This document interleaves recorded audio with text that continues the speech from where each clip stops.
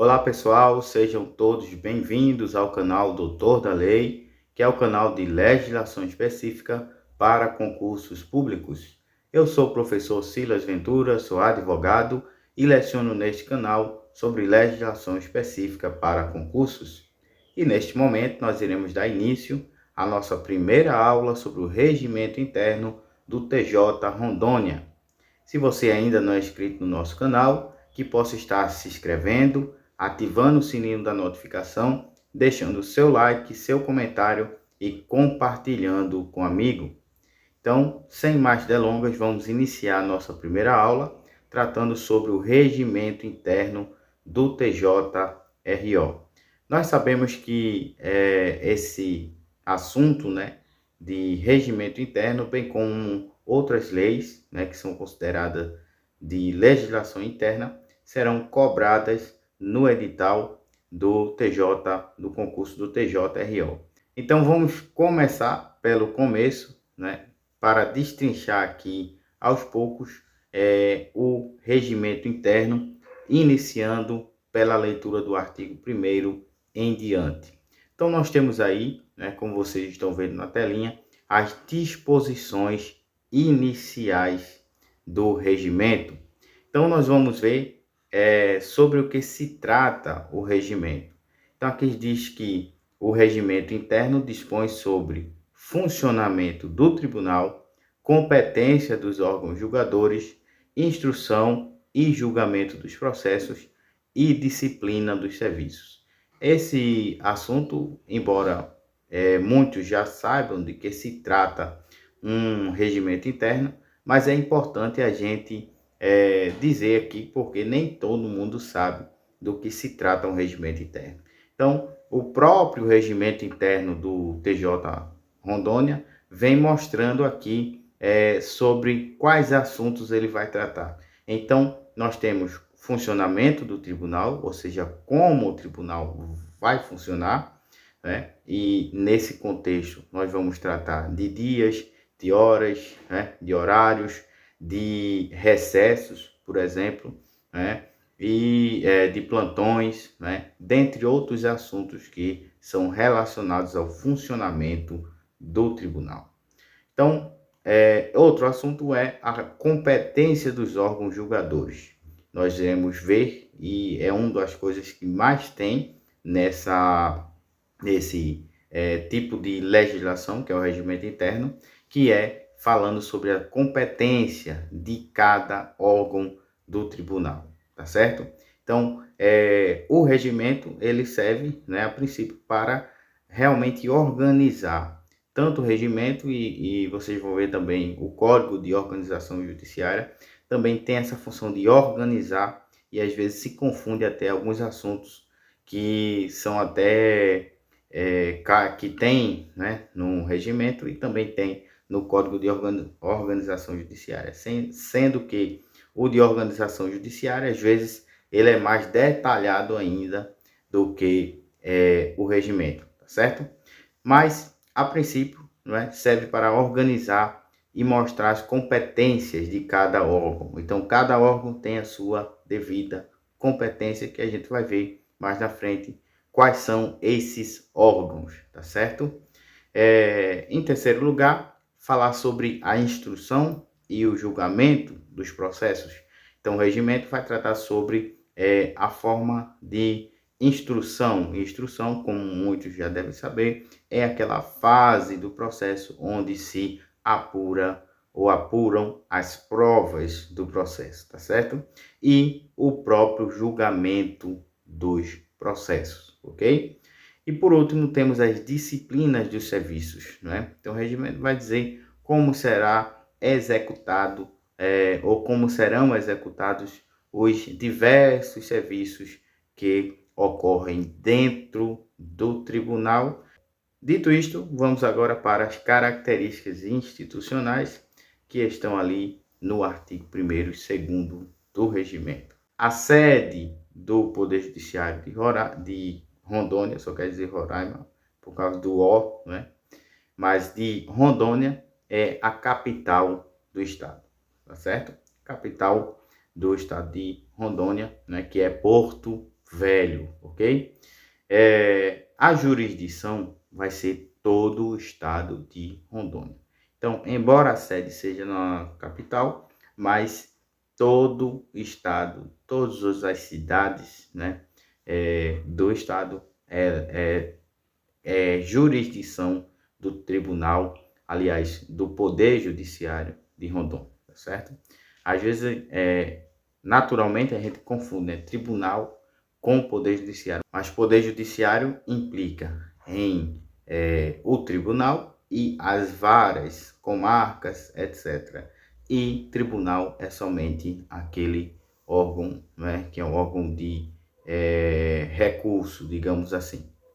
Então, temos aí sobre o tratamento, né? Qual vai ser o tratamento dado ao tribunal? Vai ser egrégio tribunal, tá certo? Então, gravem aí, egrégio tribunal. Temos ainda sobre os membros, né? Os membros do tribunal são chamados de desembargadores, né? E o tratamento deles deve ser, né, excelência, ok? Sempre que se dirigir a um desembargador do tribunal, sempre deve se dirigir com esse adjetivo de excelência, esse pronome, aliás, de tratamento, excelência, ok? Lembrando que os membros do tribunal não são apenas os desembargadores, tá certo? Então, quando eu me refiro a membros do tribunal, eu estou dizendo que somente os desembargadores que possuem essa classificação de membros, os técnicos, analistas, que são os cargos para os quais vocês vão se candidatar, eles não têm essa classificação de membros do tribunal, mas apenas de servidores do tribunal, certo? Existe também os auxiliares, né, da justiça, que são os peritos, etc. Mas membros são apenas os desembargadores. Lembrando que para cada espécie de tribunal, para cada, digamos assim, hierarquia de tribunal ou de justiça, existe um tratamento diferente. Então, sempre quando se está na primeira instância, é tratado como um juiz de direito, tá certo?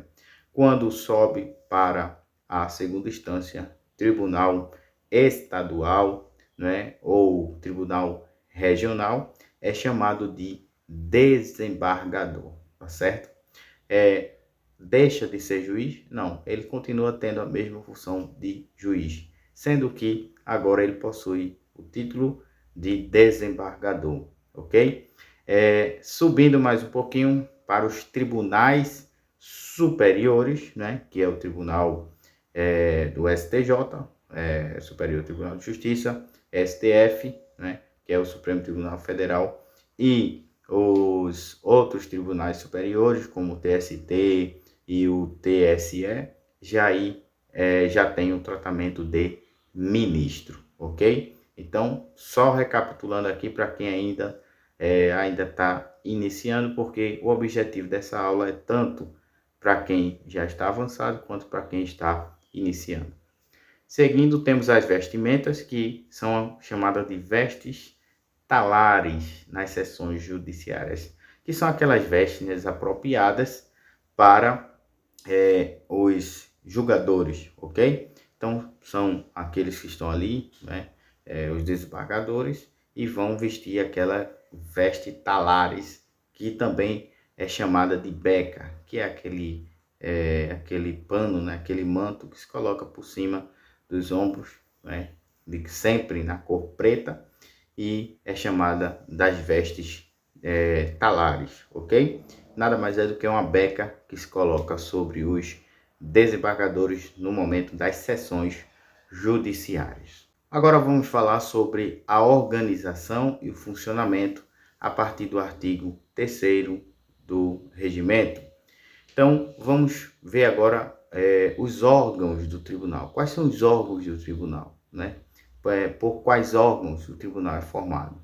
Então, em primeiro lugar, vamos ter aí o Tribunal Pleno, que se divide em Tribunal Pleno judicial e tribunal pleno administrativo, tá certo? Mais na frente a gente vai comentar órgão por órgão e aí a gente vai explicando um por um. Então o objetivo aqui, nesse primeiro momento, é apenas mostrar quais são os órgãos. Então temos esse tribunal pleno, né, que se divide em judicial e administrativo. Em segundo lugar, temos o Conselho da Magistratura e de Gestão do Desenvolvimento Institucional, certo? Em terceiro lugar, temos o presidente. Em quarto lugar, o vice-presidente. Em quinto lugar, o corregedor-geral da Justiça. Em sexto, as câmaras reunidas, que, como já tem aí antecipadamente, vai se dividir em câmaras reunidas cíveis, especiais e criminais, né? Em seguida, temos as câmaras cíveis e as câmaras especiais e as câmaras criminais, ok? Em penúltimo lugar, temos os desembargadores e, em último lugar, temos as comissões permanentes e temporárias, ok? Então, esses são os órgãos do Tribunal de Justiça de Rondônia, certo? Então, a gente vai ver mais na frente cada um desses órgãos. Professor, o que focar, não é? No regimento interno? Muita gente me pergunta isso, o que focar, visto que o regimento interno é muito grande e são muitos assuntos, inclusive são muitas competências, então o que focar? Então, em primeiro lugar, esse daqui é um dos assuntos, né, que você deve saber pelo menos como o tribunal é formado, né, a estrutura do tribunal, os órgãos do tribunal, e a partir do momento que você identifica e decora os órgãos do tribunal, você deve procurar saber quais são a composição, ou qual é a composição de cada um desses órgãos, tá certo? Então vamos ter aí tribunal pleno, judiciário administrativo, conselho de magistratura, presidente, vice-presidente, corregedor-geral de justiça, câmaras reunidas, câmaras cíveis, desembargadores e comissões permanentes temporárias. Cada um desses órgãos aí, eles possuem a sua composição. Então você precisa saber quem compõe esse órgão e quantas pessoas compõem esse órgão, cada órgão desse. Além disso, geralmente, cada um desses ocupantes, né, que compõem esses órgãos, eles ocupam, né, esse cargo, né, em cada órgão, por meio de mandato, tá certo? Não é mandado, é mandato com T, que significa um período de tempo. Então você precisa identificar também o período de tempo, o período de mandato que esses componentes ocupam, cada órgão desse, ok? Então a gente vai ver isso também mais na frente, quando falar de cada um de forma específica. Em terceiro lugar, você precisa identificar, embora que seja um trabalho mais difícil, né? E, digamos assim, um pouquinho chato, mas você também precisa identificar quais são as competências de cada um desses órgãos, tá certo? E eu vou dar uma dica de como você, por exemplo, distinguir entre as competências de órgão X e órgão Y, certo? Então, são basicamente essas três coisas que você deve identificar: composição, depois vem mandato e segundo, nós vamos ter as competências. Por que as competências são chatinhas? Porque é aquele repeteco, né? Instituir, propor, elaborar, decidir, julgar, né? É sempre aquilo meio repetitivo, meio mecânico. No entanto, se você for analisar as competências do corregedor geral, por exemplo, elas nunca vão se confundir com as do presidente, por exemplo, tá certo? Por quê? Porque nas do presidente você vai ver mais julgar, então tem alguns verbos que são mais próprios daquele cargo, né? E geralmente eles se repetem durante a leitura das competências daquele cargo. E no caso de corregedor, por exemplo, você não vai ver um corregedor julgando, você não vai ver um corregedor,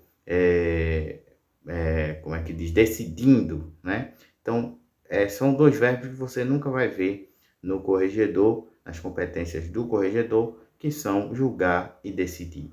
Mas o corregedor vai propor, vai representar, vai fiscalizar, pode até oferecer denúncia e dentre outras competências. Então, daí você tira pela função, você vai ver que as competências são diferentes nesse sentido, ok?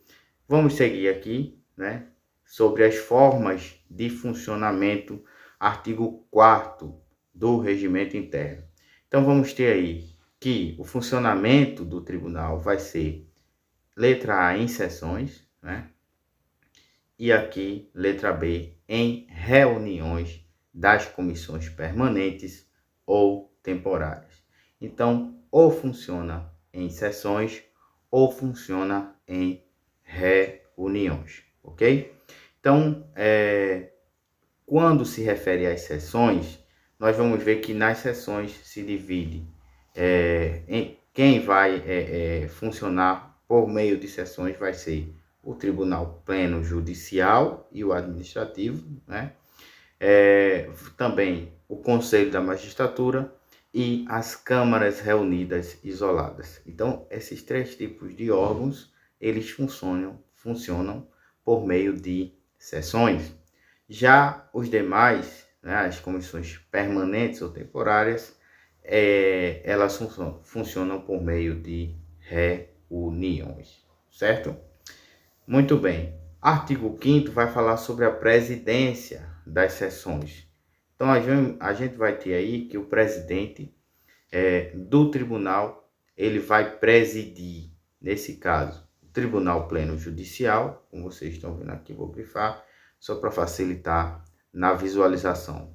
Tribunal Pleno Judicial, Tribunal Pleno Administrativo e o Conselho da Magistratura. Então, quem é que vai presidir?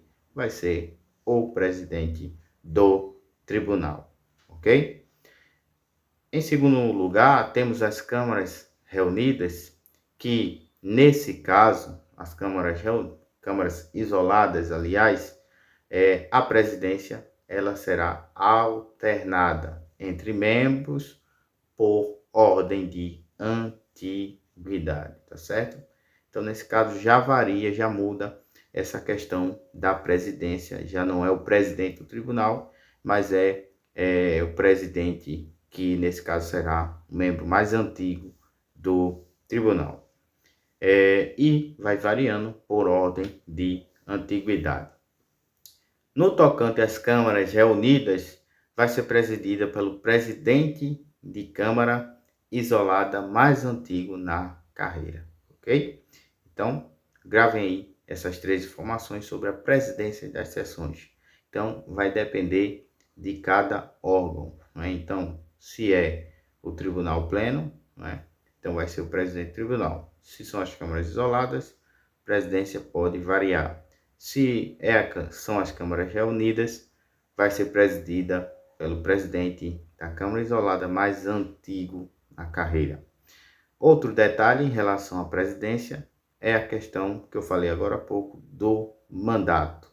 Então, o mandato do presidente das câmaras será de 2 anos. Geralmente, em quase todos os mandatos se coloca esse tempo, esse período de 2 anos, tá certo? Então, significa que após 2 anos será trocado por outro presidente, certo? Então, tem todo o processo lá, que aí só a gente vendo de forma específica para explicar, certo? No momento oportuno.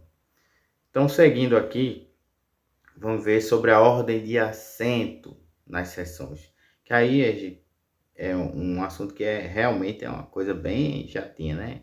Quem assenta, onde, mas, enfim, está no regimento justamente para organizar, né? A ideia é essa, que aí alguém pode se esquecer, você está no lugar errado, então, por isso que tem escrito, né, no regimento. Então, o presidente vai sentar no centro da mesa, artigo 5º, parágrafo 4º ao 7º, né? O desembargador mais antigo, primeira cadeira direita, né? Desembargador seguinte, primeira cadeira esquerda, sucessivamente alternando direita e esquerda. Depois vem magistrados convocados, ocupam assentos dos substituídos, né? Então, esses são os magistrados convocados. Os ausentes, né? É claro, quem for ausente, a cadeira fica vazia. E, no caso de critério de desempate,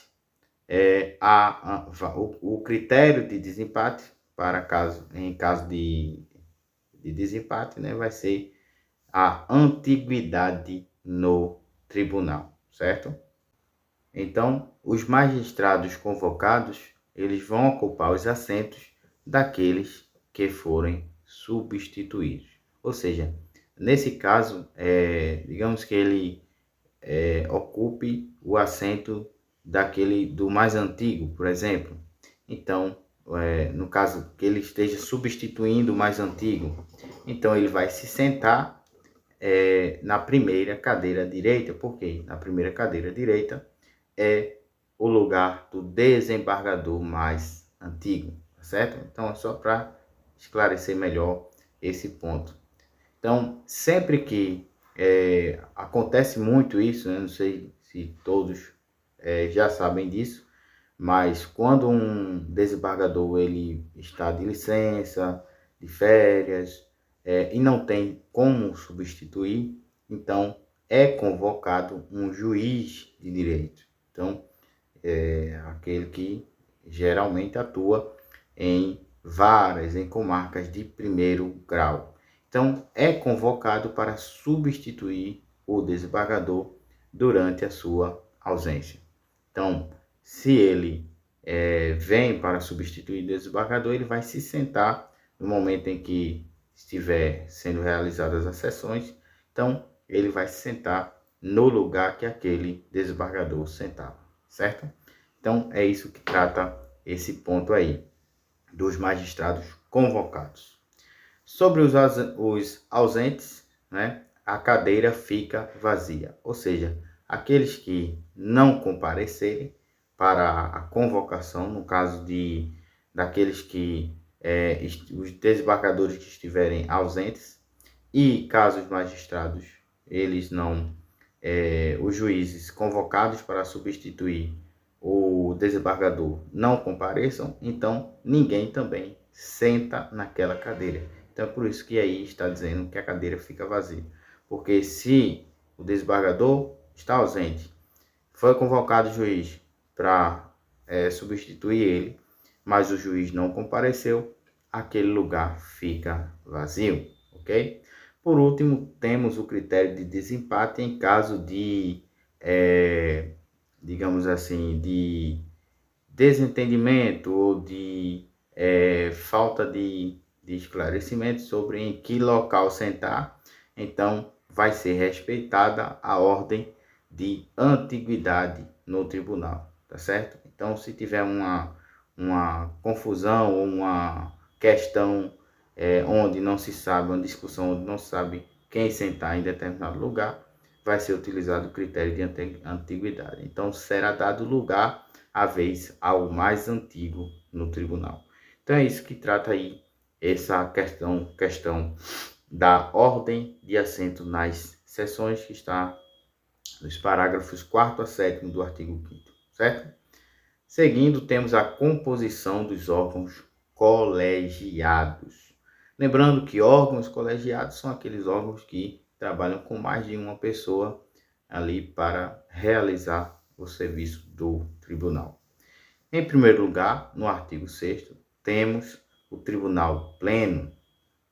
O Tribunal Pleno, ele tem o Tribunal Pleno Judicial e o Tribunal Pleno Administrativo. Então, o Tribunal Pleno é composto por esses dois tribunais, tá certo? Todos, né, os desembargadores compõem esse órgão. Por quê? Porque o próprio nome já diz que é um tribunal pleno. Então, pleno vem de completo, tá certo? Então, ele é composto por todos os desembargadores, tanto o judicial quanto o administrativo, certo? Em segundo lugar, temos o Conselho da Magistratura.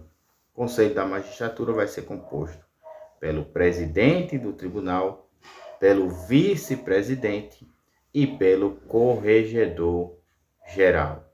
Ainda temos 2 desembargadores mais antigos que já foram presidentes, ok? Gravem aí.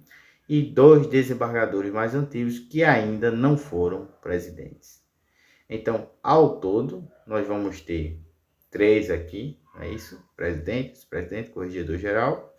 E vamos ter 4 aqui, ou seja, são 7 membros que compõem o Conselho da Magistratura, conforme o artigo 7º do Regimento Interno. Ok? Gravem aí, né? Presidente, vice-presidente, corregedor-geral, 2 desembargadores antigos que já foram presidentes e 2 desembargadores mais antigos que ainda não foram presidentes, certo? Muito bem. As câmaras, artigo 9º a 11. E aí, gente, lembrando que a gente vai tratando aqui, mostrando a organização e os órgãos e composição dos órgãos do tribunal, e vocês podem ir também lendo e acompanhando para ir fixando, né, a leitura do regimento interno na mente de vocês, ok? Agora as câmaras, artigo 9º ao artigo 11, né? Câmaras isoladas são compostas pelo mínimo de 3 desembargadores. Então, nesse caso aí, não existe critério de antiguidade, mas pode ser qualquer desembargador, tá certo? Desde que seja desembargador. Então, as câmaras reunidas, a soma dos membros das câmaras isoladas de igual competência, tá certo?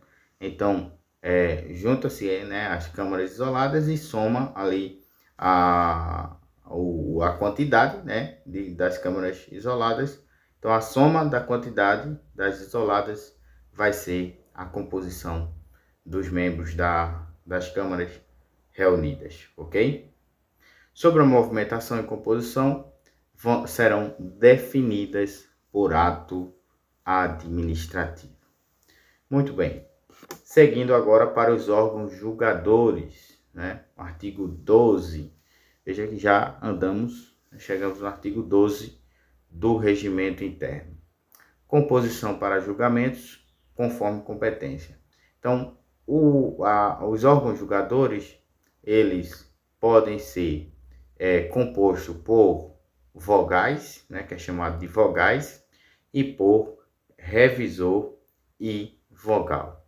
Então, antes de falar da composição, a gente vai ver aqui, eu coloquei aqui uma explicaçãozinha sobre o que é um vogal, né? O que é um vogal? Vogal, até então, né, que se sabe, no caso, aquelas são as letras, né, do alfabeto, que são as vogais. Mas, nesse caso aqui, nós temos que o artigo 129 do Regimento Interno vem tratando sobre essa questão de vogais, e também o próprio regimento trata sobre os revisores. Então, qual é a diferença, né? Então, temos aqui no artigo 129 que os vogais são os juízes imediatos ao relator e ao revisor, quando houver, seguindo a ordem de votação estabelecida no regimento. Então, quando é feito uma votação para escolher o revisor e o relator de determinado processo, então, aqueles que ficam justamente após, né, que seriam os próximos a entrar ali na posição de relator ou revisor, são considerados vogais, tá certo? São aqueles juízes imediatos ao relator e ao revisor, ok? Então, a gente vai ver aqui que existe as características, né? Mas a gente não vai ler agora porque não é o objetivo da aula, ordem de atuação, parará, sobre os vogais. Temos também sobre o revisor e também o relator, não é isso? O revisor é o magistrado que atua nos casos expressamente previstos na legislação processual, tendo as seguintes atribuições. Então, as competências para o relator é sugerir ao relator, ao revisor no caso, né? Sugerir ao relator retificação do relatório, sugerir a realização de diligências que julgar conveniente ao julgamento, apresentar relatório complementar ou retificador, lançar vista nos autos, pedir dia, né, para julgamento e etc. Então, o julgador é como se ele conferisse, né, basicamente, o trabalho do relator. O relator é aquele que vai estar tendo todo o conhecimento, né, do processo, levantando, elencando os pontos principais, relevantes do processo para proferir posteriormente o seu voto e depois os demais desembargadores seguirem ou não o seu voto e depois formarem um acórdão. Então, nesse caso, o revisor ele é como se ele contribuísse de forma crítica para ao serviço, né, do relator, tá certo? Então, ele vai observando os trabalhos, se caso tem alguma falha, então ele vai pedir uma retificação, caso o relator tenha esquecido de algum ponto, caso um ponto seja prejudicial para aquele julgamento, então ele vai ali apontando ao relator, né, sugerindo determinada diligência, caso um ponto do processo esteja um pouco contraditório ou obscuro, então ele vai pedir vista dos autos, né? E assim, dentre outras situações que ele pode fazer. Então, essa é a situação ou a função do revisor, tá certo? Então, voltando aqui, nós vamos ter que, no caso dos órgãos julgadores, ele pode atuar com 2 vogais, né? No caso de agravo de instrumento, correções parciais, apelações cíveis, apelações criminais com crime com pena de detenção, recursos criminais em sentido estrito, carta testemunhável e habeas corpus. Quando se tratar desses pontos, desses tipos, essas espécies de processo, os órgãos podem atuar com 2 vogais, certo? Quando se trata de apelações, por exemplo, né, quando houver previsão de revisor, então os órgãos podem atuar com um revisor e um vogal, ok? Quando se tratar de embargos de declaração, então julgadores da decisão recorrida sempre que possível, ok? Quando se trata de tribunal pleno, judicial administrativo, câmaras reunidas, conselho da magistratura, então vai ser com revisor, né, quando cabível, e demais julgadores, ok? Quando se tratar de ações originárias de sua competência ou desaforamentos, embargos infringentes de nulidade e revisões criminais, vai ser com revisor e demais julgadores das câmaras, certo? Então, essa é a composição dos órgãos julgadores, ok, gente? Então, a gente vai parar por aqui e vai agora para as questões, para ver o que a gente conseguiu gravar até agora, tá certo? Porque esse é o objetivo da nossa aula. Então, temos aqui a primeira questãozinha, lembrando que a banca Consulplan, Instituto Consulplan, ela vai cobrar formato de múltipla escolha com 5 alternativas, que significa que vai ser ABCDE, certo? Então, a gente já está fazendo questões com esse formato, conforme o edital, conforme a banca, certo? Lembrando que já avisando a vocês que iremos lançar um combo, né, de simulados com várias questões, provavelmente mais de 300 questões, só de legislação interna.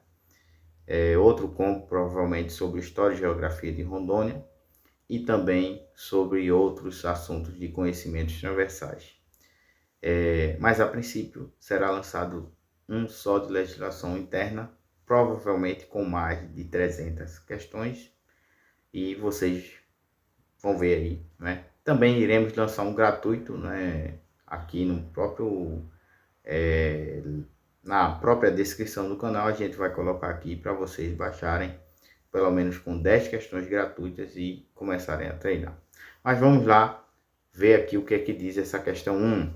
De acordo com o regimento interno do TJRO, quanto às características institucionais do tribunal, é incorreto afirmar que. Então, é incorreto, ok? Letra A. O tribunal tem jurisdição em todo o território de Rondônia. Certo, né? Tem jurisdição em todo o estado. B. Seus membros têm tratamento de Vossa Senhoria. E aí? Tá com cara de errado, né? C. A sede do tribunal é na capital do estado. Parece ser certo, não é isso? D. Seus membros usam vestes talares nas sessões judiciárias. Correto, a gente viu isso agora há pouco. E o tribunal recebe o tratamento de egrégio tribunal. Bem, o que está com cara de errado aqui é a letra B, quando o tratamento não seria Vossa Senhoria, mas Vossa Excelência, ou somente Excelência. Então a letra B é a questão que está errada e é o gabarito aqui, certo? Então é Excelência em vez de Vossa Senhoria. Questão 2, sobre a composição do Conselho da Magistratura. Olha aí. Assinala a alternativa correta. A. É composto por todos os desembargadores do tribunal. B. É composto apenas pelo presidente, vice-presidente, corregedor-geral. C. É composto por 7 membros, incluindo o presidente, vice-presidente e corregedor-geral. D. É composto por 5 desembargadores mais antigos do tribunal. E é composto apenas pelos desembargadores que já foram presidentes. E aí?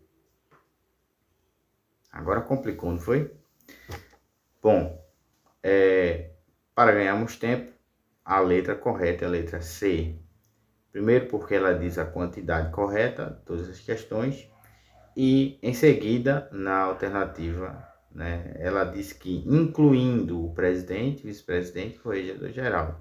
Então ela não disse que são somente esses, mas diz que fazem parte desse órgão o presidente, vice-presidente e corregedor-geral. Como a gente já sabe, esses são os primeiros, né? Depois vem mais dois desembargadores mais antigos que já foram presidente e 2 desembargadores mais antigos que ainda não foram presidente, que dá 4 desembargadores, juntando com os 3 primeiros, dá o total de 7. Então, letra C, correta. Ok? Seguindo aqui, vamos ter mais uma questão sobre a ordem. Olha aí, parte mais chatinha, né? A ordem de assento no tribunal. A. Então, a correta é afirmar que A. O desembargador mais antigo senta-se ao centro da mesa. Tá certo? B. O presidente senta-se na primeira cadeira direita. C. Em caso de dúvida sobre a ordem, prevalece o critério de idade. E D. O presidente senta-se ao centro da mesa. Os magistrados convocados devem sentar-se sempre após os desembargadores titulares. E aí? Bom, a única que está correta aí, né? Claro, né? A correta é a letra T. Porque o presidente, ele sempre vai sentar no centro, ao centro da mesa. Na letra A, o desembargador mais antigo não senta ao centro da mesa porque é o presidente do tribunal, né? Não tem lógica o presidente sentar em qualquer canto e o mais antigo sentar no centro, né? Então, pela lógica, a gente já descarta. A B, o presidente senta-se à primeira cadeira direita. Então, mais uma vez, tira essa questão porque o presidente senta no centro. A C, em caso de dúvida sobre a ordem, prevalece o critério de idade. E nós vimos que não é o critério de idade, mas o critério de antiguidade, tá certo? Então, o mais antigo é que vai ter ali o acesso ao assento.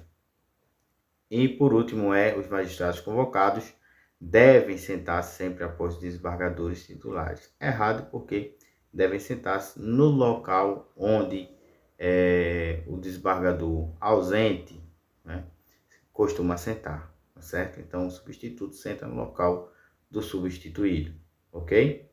Então é essa a questão 3. Vamos para mais uma questão, letra D, né? Vamos para mais uma questão. Em relação aos órgãos, essa é a mais recente, ó. A gente viu no finalzinho aqui da aula, né? Aos órgãos do TJRO, para o julgamento de agravos de instrumento, é necessária a seguinte composição: relator e 3 vogais, relator, revisor e 1 vogal, relator e 2 vogais, apenas relator e revisor, e revisor e 1 vogal. Bom, eu achei essa daí bem complicadinha, né? Até eu não consigo lembrar do que a gente viu agora há pouco. Então vamos logo para a resposta, que é a letra C, ou seja, relator e 2 vogais. O que é que diz aqui? O agravo de instrumento é julgado por um relator e mais 2 vogais, assim como as correções parciais, apelações cíveis, apelações criminais, os crimes apenados com detenção, recursos criminais em sentido estrito, carta testemunhável e habeas corpus. Então, artigo 12, inciso 1º do regimento. Então, é isso que diz a resposta da questão. Então, gente, lembrando que essas questões, né, da forma que está sendo feita aí, também serão feitas nos simulados inéditos, comentados que não tem em local nenhum, e, como vocês viram, também com gabaritos comentados, certo? Então, acredito que logo após postarmos essa aula, iremos postar também aí já disponível, né, o combo de simulados para esse concurso. E provavelmente teremos também resumos de cada uma dessas leis para facilitar o estudo de vocês. Então, se inscrevam no canal, ativem o sininho e eu aguardo vocês na próxima aula. Até lá!